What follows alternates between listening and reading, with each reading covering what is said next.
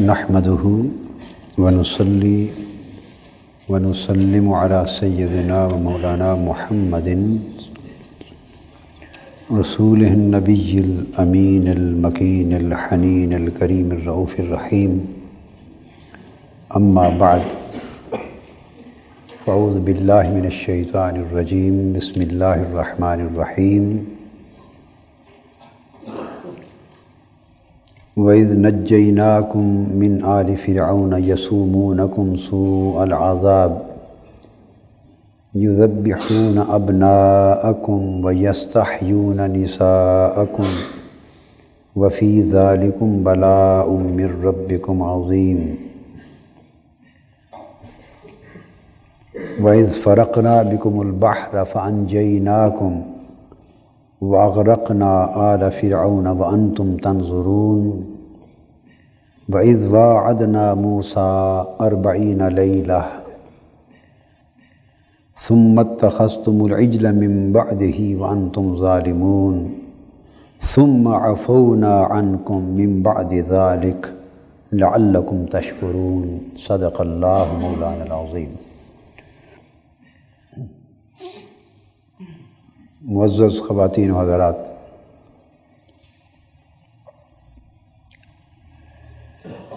آج ابتدائے درس کے لیے برکتاً میں نے سورہ بقرہ کی آیت نمبر 49 سے 51 تک کا حصہ، یعنی 3 آیات کریمہ کا حصہ تلاوت کیا ہے. یہاں سے بنی اسرائیل پر اللہ رب العزت کے انعامات کا اور بنی اسرائیل کی نافرمانیوں کا ذکر ہو رہا ہے. کل کے درس میں ہم نے ان 15 احکامات کا ذکر کیا تھا جو بنیادی تعلیمات اور ہدایات کے طور پر اللہ جل مجدہ نے بنی اسرائیل پر نازل فرمائے. اس مقام سے آگے جو آج ہم نے تلاوت کیا، بنی اسرائیل کی اور یہود کی نافرمانیوں، بغاوتوں اور سرکشیوں کا بیان شروع ہو رہا ہے. اگر ہم اسے اسی ترتیب سے آگے بڑھائیں تو اللہ تبارک و تعالیٰ نے اس مقام پر اپنے چند انعامات گنوائے. مثلاً اس انعام کا ذکر کیا کہ جب وہ آل فرعون یعنی قوم فرعون کے تابع تھے مصر میں، اور فرعون کی حکومت بڑی ظالمانہ اور جابرانہ تھی، وہ ان کے بیٹوں کو، جو بیٹے پیدا ہوتے ان کو قتل کروا دیتا اور بچیوں کو زندہ رکھتا. اس امر کی حکمتیں اور اس کی تفصیلات انشاءاللہ آئندہ کسی موقع پر آئیں گی. اس وقت صرف اشارہ اس کے مظالم کی طرف کرنا مقصود ہے. اللہ تبارک و تعالیٰ نے فرمایا کہ اتنی بڑی آزمائش تھی، ہم نے تمہیں اس سے بھی نجات دی اور تمہارے لیے دریا کو پھاڑ دیا تاکہ تم عبور کر جاؤ. تمہیں نجات دی اور قوم فرعون کو تمہاری آنکھوں کے سامنے غرق کر دیا. پھر ہم نے موسیٰ علیہ السلام سے، اللہ پاک فرماتے ہیں،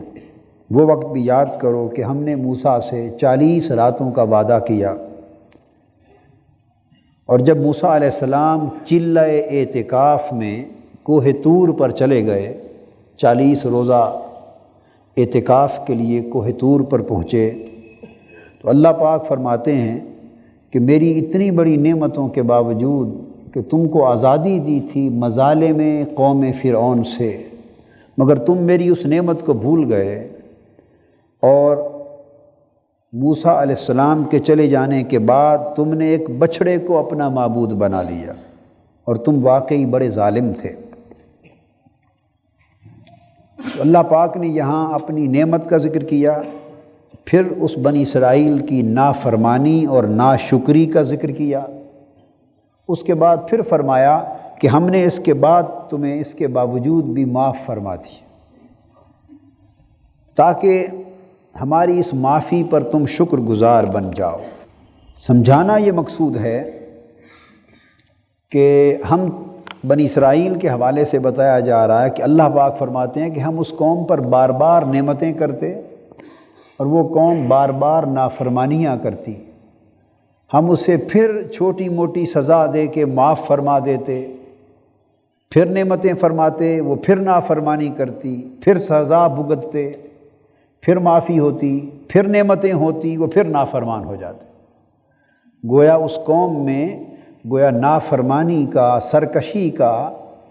تسلسل کے ساتھ سرکشی اور نافرمانی کے عمل کا جاری رکھنا یہ اس قوم کی سرشت میں داخل ہو گیا تھا، اس قوم کی فطرت ثانیہ بن گئی تھی، اس کا عمومی اور قومی مزاج بن گیا تھا۔ یہی ہماری کیفیت ہے کہ ہم پے در پے اللہ کی نافرمانیوں اور سرکشیوں میں مبتلا ہیں، نہ اس کی نعمتیں یاد ہیں اور نہ وقتاً فوقتاً جو عذاب اور گرفت اللہ کی طرف سے ہم پہ آتے ہیں اور جو گرفت ہوتی رہتی ہے، نہ اس کی طرف ہی ہمارا دھیان جاتا ہے۔ اللہ تبارک و تعالیٰ فرماتے ہیں پھر سزا دی گئی اس بچڑے کی پرستش اور شرک کی سزا کے طور پر کہ تم آپس میں ایک دوسرے کو قتل کرو، یعنی بہت بڑی جانی قربانی دینے کے بعد ان کی توبہ قبول ہوئی، فتاب علیکم، تمہاری توبہ قبول ہو گئی، مگر پھر بھی نہ سنورے۔ اس کے بعد پھر جب موسیٰ علیہ السلام نے انہیں فرمایا کہ ایمان لے آؤ اللہ پر، اللہ کے احکام پر، میری رسالت پر، تو کہنے لگے وَإِذْ قُلْتُمْ يَا مُوسَىٰ لَن نُؤْمِنَ لَكَ حَتَّىٰ نَرَى اللَّهَ جَهْرَةً فَأَخَذَتْكُمُ الصَّاعِقَةُ وَأَنْتُمْ تَنظُرُونَ۔ پھر کہنے لگے کہ اے موسیٰ ہم آپ پر ایمان نہیں لاتے جب تک ان ننگی آنکھوں سے اللہ کو نہ دیکھ لیں، بالکل آشکار اپنی آنکھوں سے نہ دیکھ لیں، ہم ایمان نہیں لائیں گے۔ فرمایا پھر اس پر تمہیں کڑک نے آ لیا، بڑی گرجدار بجلی نے آ لیا، وہ تمہاری موت کا باعث بن گئی اور تم خود یہ منظر دیکھتے رہے۔ ثم بعثناکم من بعد موتکم لعلکم تشکرون، پھر ہم نے تمہارے مرنے کے بعد تمہیں دوبارہ زندہ کیا، کہا کہ تم ایک دوسرے کو زندہ ہوتے ہوئے اپنی آنکھوں سے دیکھو، جو پہلے زندہ کر دیے گئے وہ پچھلوں کو زندہ ہوتے ہوئے آنکھوں سے دیکھیں تاکہ ہمارا شکر بجا لاؤ، ہم سے ڈر جاؤ اور ایمان لے آؤ۔ فرمایا اور پھر یاد کرو جب ہم نے تمہارے اوپر وادی تیہ میں بادلوں کا سایہ کر دیا، پھر ہم نے تمہیں من اور سلوہ کا رزق عطا کیا کہ تم ہماری عطا کی ہوئی پاکیزہ چیزوں میں سے کھاؤ، لیکن تم پھر وہ بنی اسرائیل پھر ان نعمتوں کے باوجود نافرمان، سرکش اور باغی ہو گئی۔ یہاں ان کی جو اگلی خرابی بیان کی جا رہی ہے وہ یہ ہے کہ ان تمام نعمتوں کے بعد اللہ تعالیٰ انہیں کوئی حکم دے دیتے۔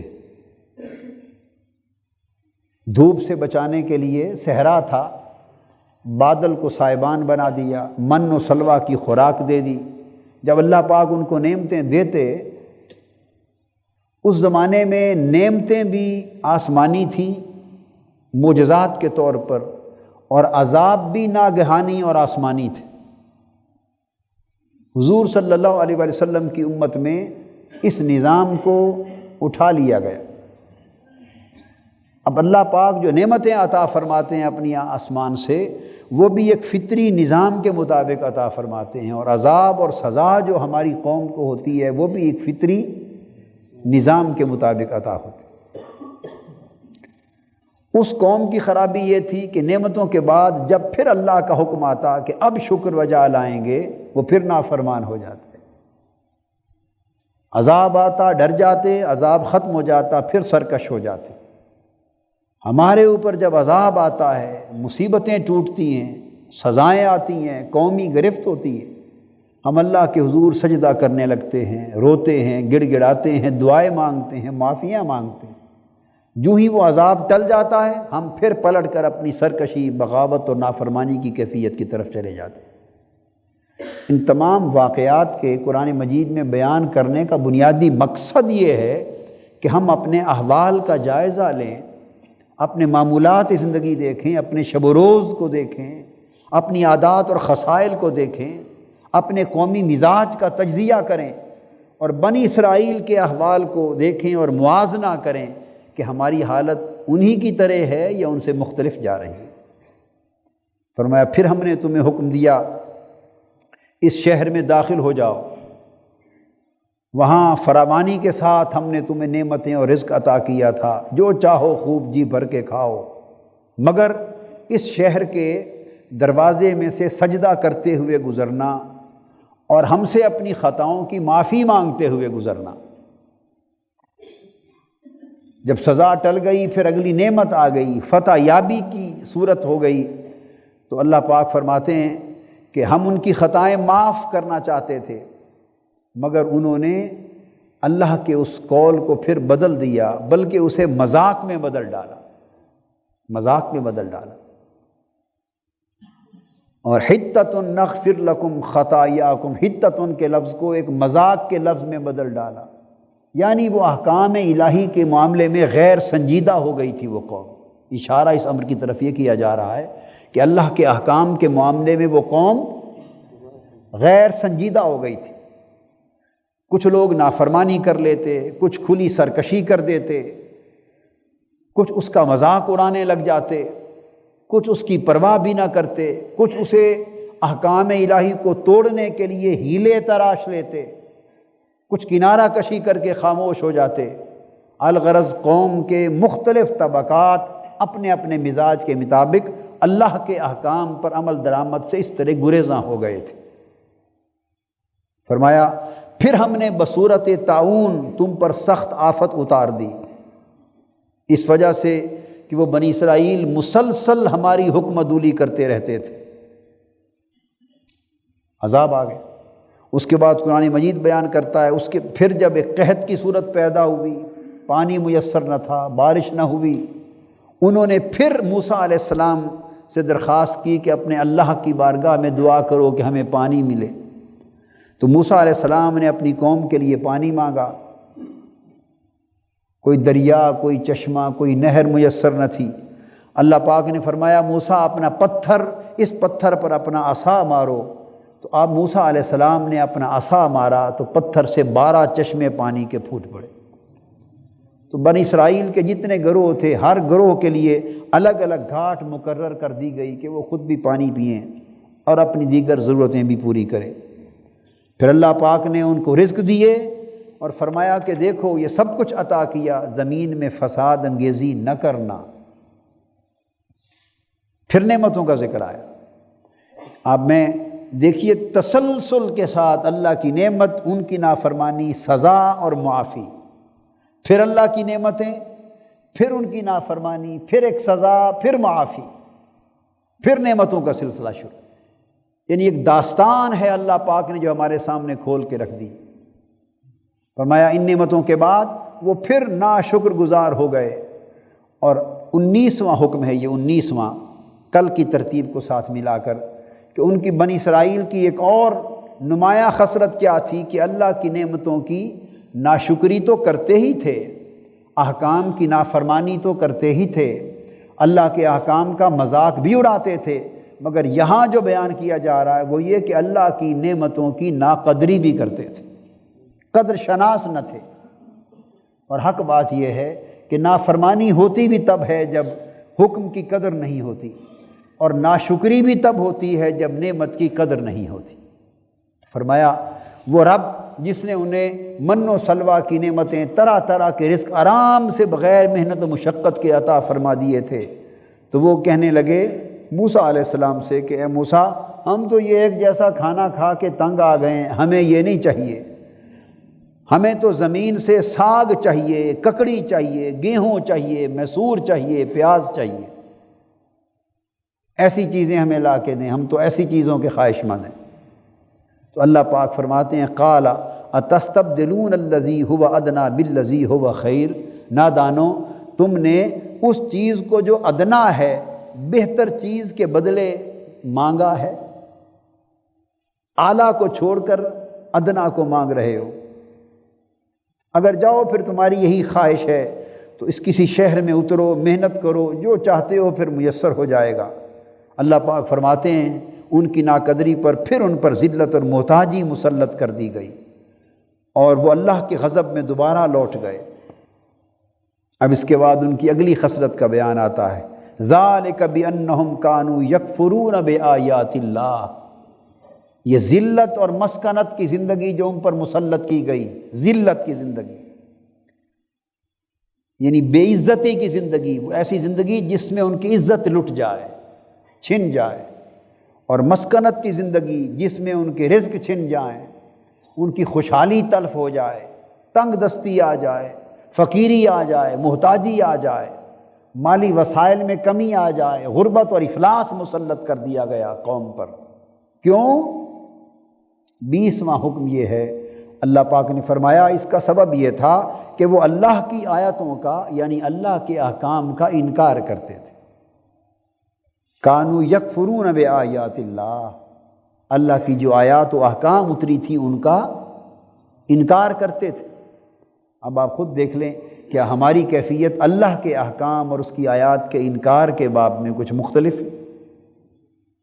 ہرگز مختلف نہیں۔ وَيَقْتُلُونَ النَّبِيِّينَ بِغَيْرِ الْحَقِّ، اور ان کی 21ویں خصلت یہ بیان کی احکام کے ساتھ ہی کہ پھر انبیاء کو ناحق قتل بھی کر دیتے تھے، یعنی ظلم، ان کی سرکشی اور بغاوت اس حد تک بڑھ گئی تھی۔ اس کے بعد اللہ رب العزت نے اسی مضمون کو آگے بیان کر کے پھر احکام سبت کا ذکر فرمایا۔ پھر اللہ پاک نے انہیں ہفتے کے روز شکار کرنے سے منع فرما دیا۔ پھر ایک اور حکم آیا، انہوں نے اس میں ہیلا گری کی کہ ہفتے کے روز جب حکم آ گیا کہ شکار نہیں کر سکتے تو انہوں نے کیا کیا کہ ہفتے کو پھر وہ شکار جمع کر لیتے اور اتوار کے روز آ کے کر لیتے، یعنی اللہ کے احکام کا مذاق اڑانا اور اسے توڑنے کے لیے ہیلے تلاش کرنا، یہ ان کا ایک معمول بن گیا تھا۔ تو اللہ پاک نے فرمایا جب وہ اس انتہا پر پہنچ گئے پھر سزا آئی، فَقُلْنَا لَهُمْ كُونُوا قِرَدَةً خَاسِئِينَ۔ تم میں سے ہفتے کے دن کے احکام کے بارے میں انہوں نے سرکشی کی تھی تو ہم نے ان سے فرمایا کہ تم دھتکارے ہوئے بندر بن جاؤ، پھر وہ بندروں میں بدل دیے گئے۔ فَجَعَلْنَاهَا نَكَالًا لِمَا بَيْنَ يَدَيْهَا وَمَا خَلْفَهَا وَمَوْعِظَةً لِلْمُتَّقِينَ، اور پس ہم نے اس واقعہ کو ان کا بندروں میں بدل دیا جانا اس زمانے اور اس کے بعد والے لوگوں کے لیے باعث عبرت بنا دیا اور پرہیزگاروں کے لیے موجب نصیحت بنا دیا۔ تو گویا یہاں تک جو بیان ہوا وہ یہ کہ بنی اسرائیل کی قومی خصلت اور قومی مزاج یہ بن گیا تھا کہ پے در پے عذابات اور سزاؤں کے باوجود وہ اصلاح پذیر نہ رہے تھے، ان کا عذاب کی طرف دھیان بھی نہیں جاتا تھا کہ ہم اللہ کی گرفت میں آئے ہیں، اللہ کے عذاب میں آ گئے۔ اور یہ کیفیت ہے ان قوموں کی، اور ہمیشہ ان قوموں کی یہ کیفیت رہی ہے جو نافرمان قومیں تھیں، جو ظالم قومیں تھیں، جو سرکش اور باغی قومیں تھیں، جنہوں نے اللہ کے احکام کو ٹھکرا دیا، اللہ کے رسولوں کی تعلیمات کو ٹھکرا دیا، اللہ کی آیات کا مذاق اڑایا، اللہ کے دین کا ٹھٹا کیا۔ ان قوموں پر جب عذاب آیا، خواہ وہ اوندھے گرا دیے گئے، خواہ ان کی بستیاں تباہ کر دی گئیں، خواہ ان کے محل اجاڑ دیے گئے، خواہ ان پر پتھروں کی بارش برسائی گئی، خواہ انہیں آگ میں جلا دیا گیا، خواہ انہیں دھتکارے ہوئے بندروں میں مسخ کر دیا گیا، خواہ ان کی بستیوں کو الٹا گرا کر نیست و نابود کر دیا گیا، الغرض جو کچھ بھی ہوا، قرآن مجید ان قوموں کے احوال میں بیان کرتا ہے کہ جو قومیں نافرمان ہو گئی تھیں ان پر بدبختی اس حد تک مسلط ہو گئی تھی کہ عذاب کو آتا دیکھتے پھر بھی نہ ڈرتے تھے، اور اپنی آنکھوں سے عذاب کو دیکھتے مگر اسے عذاب تصور بھی نہ کرتے، عذاب کی طرف ان کا دھیان ہی نہ جاتا۔ کہ ہم اللہ کی گرفت میں آ گئے ہیں، ان کے دل نہ پسیجتے تھے، وہ اپنی سرکشی میں مست رہتے، اپنی بغاوت میں بدمست رہتے اور اپنی نافرمانی میں اسی طرح سرگرداں رہتے، تا آ کے وہ قومیں کلیتاً تباہ و برباد کر دی جاتی اور آنے والے قوموں کے لیے ایک صفحہ عبرت بن جاتا، اور آنے والی قومیں پھر جب نافرمان ہوتی وہ ان کی عبرت ناک داستان سن کر بھی عبرت نہ لیتی۔ اور قرآن مجید نے آگے جا بجا فرمایا کہ ان کو ساری تباہیوں اور ہلاکتوں کے واقعات جب بتائے جاتے اور نافرمان قوموں کے سامنے اللہ کے احکام رکھے جاتے تو پھر وہ یہ کہتے کہ یہ اساطیر الاولین ہیں، یہ تو اگلوں کی داستانیں ہیں، اگلوں کے افسانے ہیں، ان میں کچھ حقیقت نہیں، آؤ یہی چند روزہ زندگی ہے، مزہ لوٹ لو۔ وہ پھر نافرمانی کی راہ پہ چل نکلتے تا کہ پھر عذاب کی گرفت میں آ جاتے۔ آج ہماری صورت اس سے بھی حقیقت یہ ہے کہ بدتر ہو چکی، قتل و غارت ہو رہی ہے، یہ اللہ کا عذاب ہے، عزتیں لٹ رہی ہیں قومی سطح پر، اللہ کا عذاب ہے، اجتماعی قتل ہو رہے ہیں، اللہ کا عذاب ہے، یہ بمب گر رہے ہیں، یہ اللہ کا عذاب ہے، ناگہانی اموات واقع ہو رہی ہیں، یہ اللہ کا عذاب ہے، امن عامہ تباہ و برباد ہو گیا ہے، یہ اللہ کا عذاب ہے، مہنگائی کی صورت میں زندگی جہنم بن گئی ہے، یہ اللہ کا عذاب ہے، کوئی شخص سکون، اطمینان اور راحت کی زندگی بسر کرنے میں نہیں کر سکتا۔ یہ اللہ کے عذاب نے ہمیں کئی جہات سے اور کئی اطراف سے گھیر رکھا ہے، اوپر سے نیچے سے ہر سمت سے ایک عذاب کی کیفیت ہے، مگر قوم نافرمانی، سرکشی، اللہ کے احکام کو بھول جانے میں اس حد تک آگے چلی گئی ہے کہ ہمارے ذہن اس سمت پچھلی قوموں کی طرف آنے کو تیار نہیں کہ ہم سمجھیں کہ یہ عذاب آ گیا ہے، یہ اللہ کی گرفت آ گئی۔ اللہ رب العزت نے اس کے بعد اس بنی اسرائیل کا ایک اور بیان فرمایا ہے، گائے کا حکم، جس سے اس سورت کا نام بقرہ رکھا گیا، اور اس میں بیان کیا کہ جب ایک قتل ہو گیا تھا تو پھر اس کے قاتل معلوم نہیں ہو رہے تھے تو گائے ذبح کرنے کا حکم آیا۔ اب اس کی تفصیل میں اس وقت نہیں جاتا، تو یہاں قرآن مجید کا بیان اگر پڑھا جائے تو لب لباب یہ ہے کہ اس گائے کو قتل کرنے کے حکم کا بھی اس قوم نے مذاق اڑایا، طرح طرح کے لغو اور بے سود سوال کیے، اور پھر نتیجتاً خود پھنستے چلے گئے۔ تو قرآن مجید نے اس سارے واقعے کے بعد آگے جا کے بیان کیا وہ آیت جس کا ذکر وہ روحانی ماحول پیدا کرنے کے حوالے سے پہلی رات کیا تھا، ثم قست قلوبکم من بعد ذلک فہی کالحجارہ او اشد قسوہ، پھر ان کے دل پتھروں کی طرح یا پتھروں سے بھی زیادہ سخت کر دیے گئے، یعنی انہیں قساوت قلبی کا شکار کر دیا گیا۔ پھر یہود کی خرابیوں کا ذکر کرتے ہوئے آگے قرآن مجید بیان فرماتا ہے، اے حبیب صلی اللہ علیہ وآلہ وسلم، مسلمانوں کو یہ خطاب فرما دیں کہ اے مسلمانوں، افتطمعون ان یؤمنوا لکم وقد کان فریق منہم یسمعون کلام اللہ ثم یحرفونہ من بعد ما عقلوہ وہم یعلمون۔ فرمایا مسلمانوں، کیا تم یہ توقع رکھتے ہو کہ وہ یہودی اور اہل کتاب تم پر یقین کر لیں گے اور تمہاری بات مان لیں گے، یعنی تمہارے لیے مخلص ہو جائیں گے اور تمہاری بھلائی کی بات پر یقین کر لیں گے، کان دھر لیں گے؟ فرمایا ممکن نہیں ہے، کہ یہ تو وہ لوگ ہیں کہ ان میں سے ایک گروہ ایسا تھا کہ اللہ کا کلام تورات سنتے اور اس کو اچھی طرح جانتے، پہچانتے، سمجھ لیتے، اور سمجھنے کے بعد خود اس کلام کو بدل دیتے تھے، جان بوجھ کر اللہ کے کلام کو بدل دیتے تھے۔ فرمایا جو اللہ کے کلام کو سمجھ کر کے یہ اللہ کا کلام ہے عمدن اپنے مفاد کے لیے بدل دیتے تھے، تو وہ تمہاری بھلائی کی بات پر کان کس طرح دھر لیں گے؟ پھر 26ویں خصلت بیان کرتے ہوئے حکم کے ساتھ ہی ارشاد فرمایا کہ ان کی ایک خصلت یہ بھی تھی کہ ان کے اندر دوغلا پن تھا، یہ سب خصلتیں اس لیے بیان ہو رہی ہیں، سورہ بقرہ کا بنیادی مضمون ہے کہ ہم انہیں اپنی خصلتوں کے ساتھ موازنہ کریں اور اپنی خصلتوں کو یہود اور بنی اسرائیل کی خصلتوں کے آئینے میں دیکھیں۔ فرمایا وَإِذَا لَقُوا الَّذِينَ آمَنُوا قَالُوا آمَنَّا، جب وہ ایمان والوں سے ملتے ہیں تو انہیں دیکھ کر انہیں خوش کرنے کے لیے کہہ دیتے ہیں ہم بھی ایمان لے آئے۔ یہ عمومی زندگی میں ہمارا حال ہے کہ جیسے آدمی کو اپنے سامنے پاتے ہیں اسے خوش کرنے کے لیے اسی ڈھب کی بات کر دیتے ہیں۔ وَإِذَا خَلَا بَعْضُهُمْ إِلَىٰ بَعْضٍ قَالُوا أَتُحَدِّثُونَهُم بِمَا فَتَحَ اللَّهُ عَلَيْكُمْ لِيُحَاجُّوكُم بِهِ عِندَ رَبِّكُمْ أَفَلَا تَعْقِلُونَ، اور جب آپس میں مل بیٹھتے تو ان کی زبان بدل جاتی، ان کا موقف بدل جاتا۔ سو یہ جو دوغلا پن ہے سیرت اور کردار میں کہ لوگوں کے سامنے کوئی اور بات کر دینا، آج نیچے سے لے کے اوپر تک اور اوپر سے لے کے نیچے تک، یعنی قوم، عوام اور خواص اور لیڈر سب دوغلا پن میں مبتلا ہے۔ یعنی قوم کے لیڈر اخبارات میں قوم کو سنانے اور قوم کو خوش کرنے کے لیے جو کچھ کہتے ہیں وہ کچھ سمجھتے نہیں، جو کچھ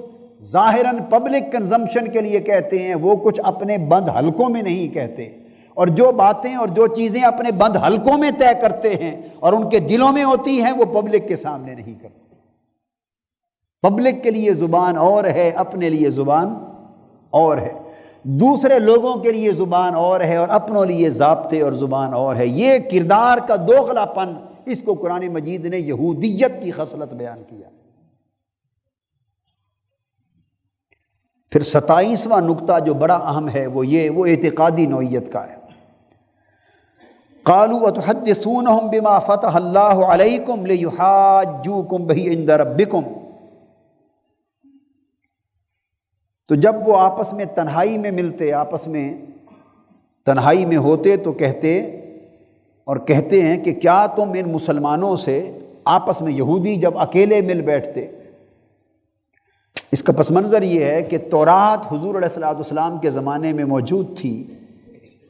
اور اس وقت تک تورات میں حضور علیہ السلام کی بعثت کی واضح پیشین گوئیوں کا ذکر موجود تھا، حضور صلی اللہ تعالیٰ علیہ وآلہ وسلم کے خصائص مبارکہ کا، آپ کی شان رسالت کا اور آپ کی عظمتوں کا جگہ جگہ ذکر تورات میں اس وقت پایا جاتا تھا،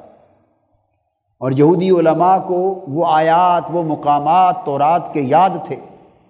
بلکہ حدیث میں آتا ہے کہ وہ اپنے بچوں کو بھی صبح نماز کے ساتھ حضور علیہ السلام کی آمد پر اور بعثت پر مشتمل تورات کے حصے پڑھ کے تلاوت کرتے، سناتے،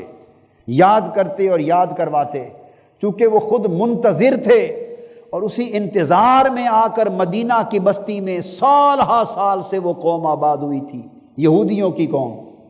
اپنی تورات کو پڑھ کر انہیں معلوم تھا کہ اس خطے میں نبی آخر الزمان صلی اللہ علیہ وآلہ وسلم ہجرت فرما کے آ کر آباد ہوں گے، لہٰذا وہ ان کی آمد کے انتظار میں یہاں آ کے آباد ہو گئے تھے،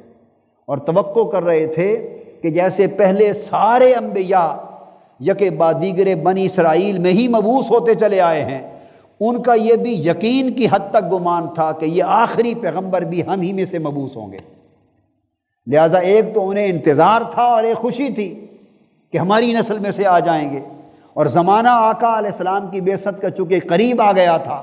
تو ہر کوئی منتظر تھا کہ معلوم نہیں ہم میں سے کس کے گھر ان کی ولادت ہو جائے۔ جب حضور علیہ السلام کی بعثت ان میں سے نہ ہوئی، بنی اسماعیل میں سے ہو گئی، تو وہ حاسد ہو گئے، انہیں حسد ہو گیا، یہ قبیلے کا حسد، یہ نسل کا حسد، اس آگ میں جل گئے، اور اس حسد کے باعث حضور علیہ السلام کی رسالت کا انہوں نے انکار کر دیا، حالانکہ انہیں شان رسالت محمدی صلی اللہ علیہ وسلم کا علم بھی تھا اور کامل پہچان بھی تھی، اور وہ ہر روز اپنی تورات میں حضور علیہ السلام کی نشانیاں پڑھتے، اور آقا علیہ السلام کے چہرے انور کو دیکھ کر، آپ کے معجزات کو دیکھ کر، آپ کے احوال و کیفیات نبوت کو دیکھ کر، آپ کی تعلیمات و ہدایات کو دیکھ کر، اور آپ کے واقعات کو دیکھ کر ایک ایک چیز جو تورات میں لکھی تھی اس کو سچا ثابت کرتے، دیکھتے کہ ایک ایک چیز صادق ہے اور صادر آ رہی ہے، انہیں پورا علم تھا، پہچان تھی۔ جب انکار پر اتر آئے تو پھر ان آیتوں کو چھپانے لگ گئے، اپنے بچوں سے بھی، اپنے لوگوں سے بھی اور مسلمانوں سے بھی چھپانے لگ گئے۔ کوئی تورات دیکھتا تو ان آیتوں پر وہ ہاتھ رکھ لیتے جن میں حضور علیہ السلام کی شان بیان کی گئی ہوتی تھی۔ اب قرآن مجید نے اس طرف اشارہ کیا کہ اب وہ کیا کرتے یہودی کہ کچھ لوگ مسلمانوں کو خوش کرنے کے لیے کہہ دیتے ہم بھی ایمان لے آئے ہیں، ہماری اپنی کتاب میں درج تھا حضور علیہ السلام کی آمد کا، ان کی بعثت کا بیان تھا، ہماری تورات میں یہ ان کی شان اور ان کی صفتیں اور خصلتیں بیان کی گئی تھی، لہذا ہم بھی ایمان لے آئے ہیں۔ یہ سب جھوٹ ہوتا، محض مسلمانوں کو خوش کرنے کے لیے کہتے۔ اب قرآن کہہ رہا ہے کہ جب وہ اکیلے ہوتے اور آپس میں ملتے تو ان کے جو علماء تھے اور ان کے سمجھدار لوگ تھے، ان کے لیڈر قسم کے لوگ، وہ ان کو روکتے اور آپس میں باتیں کرتے، بھئی تورات میں شان مصطفیٰ صلی اللہ علیہ وآلہ وسلم کے بارے میں جو کچھ آیا ہے تم ان مسلمانوں پر کیوں ظاہر کرتے ہو کہ یہ تمہاری زبان سے حضور علیہ السلام کی شان کے کلمات سن کر تمہارے ہی خلاف بطور دلیل استعمال کریں گے۔ یہ وہ بیان ہو رہا ہے۔ تو حکم دیتے ایک دوسرے کو کہ اب شان محمدی کو چھپایا کرو اور شان محمدی صلی اللہ علیہ وسلم کے بیان کو چھپا لیا کرو، حذف کر لیا کرو۔ یعنی اللہ نے جو کچھ تمہارے اوپر ظاہر کیا تھا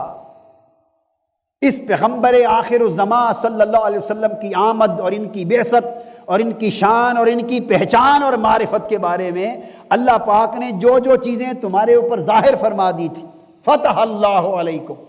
جو علم شان رسالت محمدی صلی اللہ علیہ وسلم کا اللہ نے تم پر کھول دیا تھا، ظاہر کر دیا تھا، تم اب مسلمانوں پر کیوں ظاہر کرتے ہو؟ اس کو چھپا لو، بند کر دو، ان پر ظاہر نہ کرو۔ لِيُحَاجُّوكُمْ بِهِ عِنْدَ رَبِّكُمْ، یا یہ اپنے اللہ کے حضور تمہارے خلاف حجت قائم کریں گے اور کہیں گے باری تعالیٰ یہ خود تو ہمیں بتاتے تھے تیرے محبوب کی شان اور خود کیسے منکر ہو گئے، تو تم اپنے خلاف خود ثبوت فراہم کر رہے ہو اور اپنے خلاف خود دلیل فراہم کر رہے ہو۔ تو گویا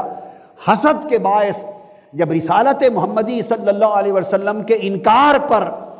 ان کے ذہن جا پہنچے تو یہودی ذہنیت کیا بن گئی کہ جہاں حضور علیہ السلام کی شان اقدس کی کوئی بات نظر آتی اسے چھپا دیتے تاکہ حضور علیہ السلام کی شان کو چھپایا جائے۔ تو گویا آقا علیہ السلام کی شان اقدس کو چھپانا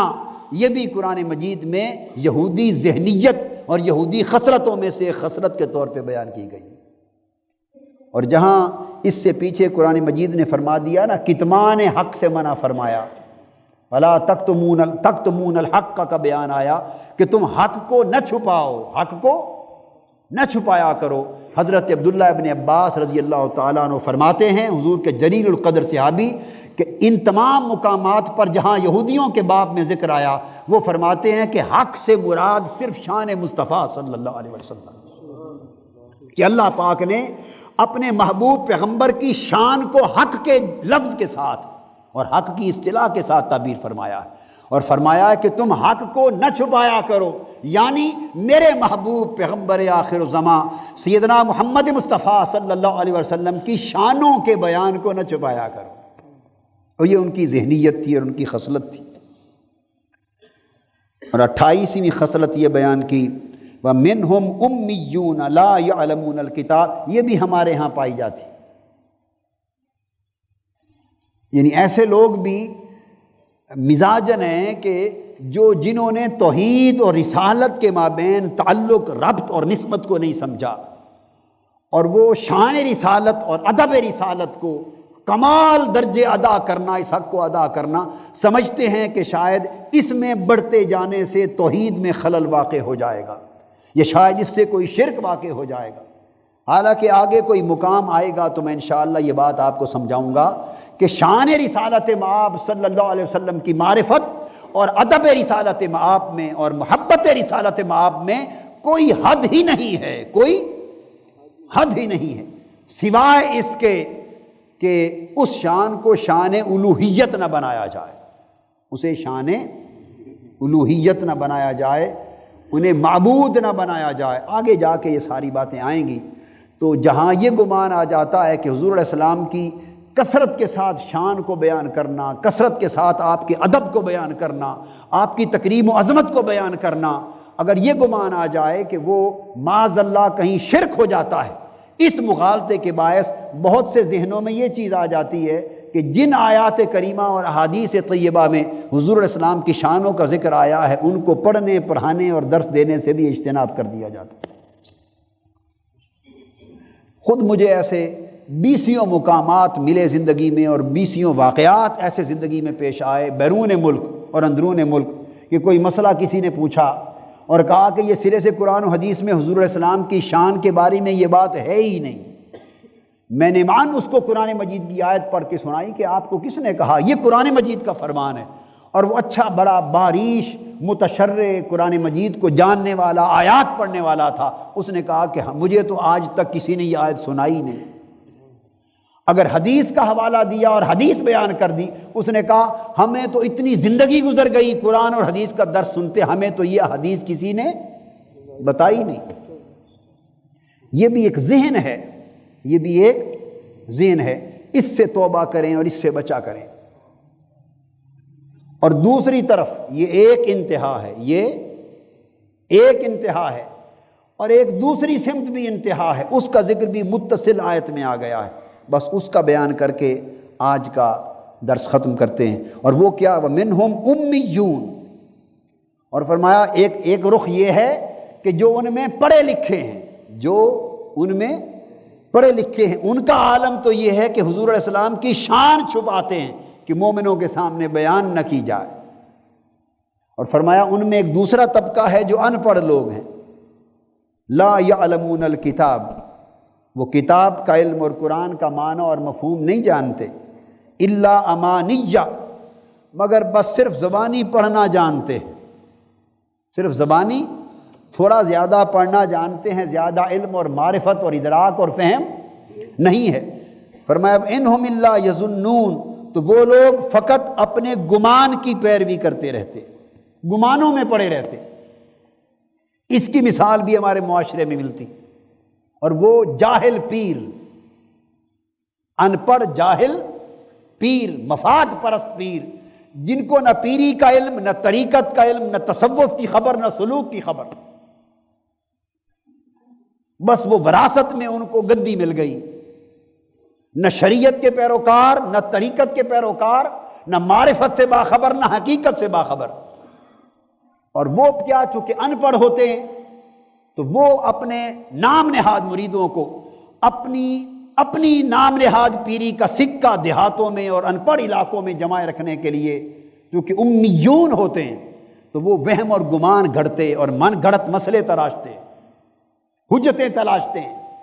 اور قرآن اور سنت اور شریعت کی باتوں کو کہتے ہیں کہ یہ مولویوں کا دھندا ہے، یہ پڑھنا پڑھانا قرآن حدیث شریعت اور مسائل یہ مولویوں کا کام ہے، ہم تو ان سے آگے نکلے ہوئے لوگ ہیں۔ اور وہ جو ان کے اپنے خود ساختہ گمان ہوتے ہیں اور خود ساختہ تصورات ہوتے ہیں اور من گھڑت ان کے جو تخیلات ہوتے ہیں، جن کے لیے اللہ رسول کی اور شریعت کی کوئی سند نہیں ہوتی، وہ اپنے حلقے میں بیان کر کے اپنی جھوٹی عقیدت مندی اور اپنے جھوٹے سو کال روحانی تسلط کو قائم رکھتے ہیں، گمراہی پھیلاتے ہیں۔ اور پھر فرمایا فَوَيْلٌ لِّلَّذِينَ يَكْتُبُونَ الْكِتَابَ بِأَيْدِيهِمْ، فرمایا ایسے لوگوں کے لیے بڑی خرابی اور تباہی ہے جو اپنے ہی ہاتھوں سے کتاب لکھتے ہیں، قرآن کی آیتیں لکھتے ہیں، گھڑ لیتے ہیں اپنے پاس سے، ثم یقولون ھذا من عند اللہ، پھر کہتے ہیں کہ یہ اللہ کی طرف سے ہے۔ اشارہ اس امر کی طرف ہے کہ من گھڑت باتیں تراشتے ہیں، اپنے وہم و گمان سے، اپنی خواہش نفس سے باتیں تراش لیتے ہیں، گھڑ لیتے ہیں، لکھ لیتے ہیں، اور پھر کہتے ہیں یہ اللہ کی طرف سے۔ یہ سب کچھ کیوں کرتے ہیں؟ لِيَشْتَرُوا بِهِ ثَمَنًا قَلِيلًا، تاکہ اس سے مال دنیا کما لیں، تاکہ اسے دنیا کمائیں۔ تو آج میں یہ سمجھتا ہوں کہ اس وقت معاشرہ ان یہودی اور بنی اسرائیل کے لوگوں کے معاشرے کی طرح پھر اس طرح دو طبقات میں تھوڑا یا زیادہ بٹتا ہوا دکھائی دیتا ہے کہ کہیں جہاں ظاہری علم کا غلبہ ہو جاتا ہے، ظاہری علم کا غلبہ ہو جاتا ہے اور انہیں حقیقی معرفت الہیہ نہیں ہوتی اور معرفت رسالت محمدی نہیں ہوتی اور اللہ رب العزت کی خاص عنایات کے ساتھ انہیں شرح صدر نصیب نہیں ہوتا، وہ ظاہری علم کے تغلب میں دراصل یہودی خصلت کی اس سمت چلے جاتے ہیں کہ حضور علیہ السلام کی شان اقدس کو چھپائے رکھنا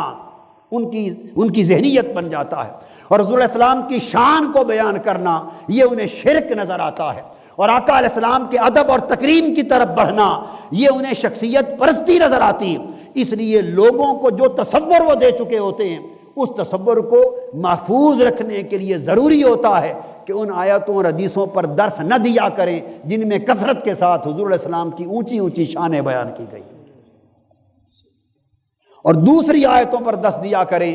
جن آیتوں میں عاجزی کا ذکر ہے عبدیت کے مقام کے ساتھ، تاکہ خود ساختہ تصور توحید کو پھیلایا جا سکے۔